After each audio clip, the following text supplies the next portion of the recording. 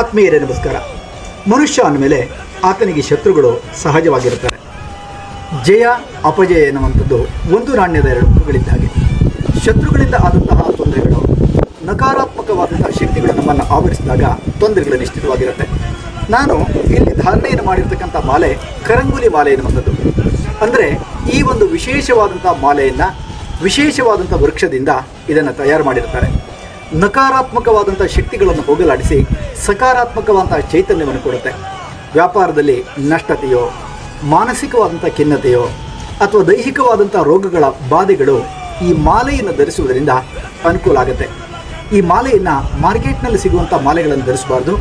ಇಂತಹ ಪುಣ್ಯಕ್ಷೇತ್ರಗಳಲ್ಲಿ ನೀವು ನೋಡ್ತಾ ಇದ್ದೀರಿ, ರಮಣೀಯವಾದಂತಹ ಒಂದು ಪರಿಸರದ ಮಧ್ಯದಲ್ಲಿ ಚೈತನ್ಯಪೂರಿತವಾದಂಥ ಶಕ್ತಿಯನ್ನು ಕಂಡು ಅಥವಾ ಶಕ್ತಿ ಇರತಕ್ಕಂಥ ಜಾಗದಲ್ಲಿ ಇದನ್ನು ಇಟ್ಟು ಪೂಜಿಸಿ ಜಪಾದಿಗಳನ್ನು ಮಾಡಿ ನಿಮಗೂ ಕೂಡ ಕಳಿಸುವಂತಹ ಪ್ರಯತ್ನವನ್ನು ಮಾಡ್ತಾ ಇದ್ದೇವೆ. ನೀವು ಪಡ್ಕೊಂಡು ನಿಮಗಿರತಕ್ಕಂಥ ಕಷ್ಟಗಳಿಂದ ಹೊರಬನ್ನಿ.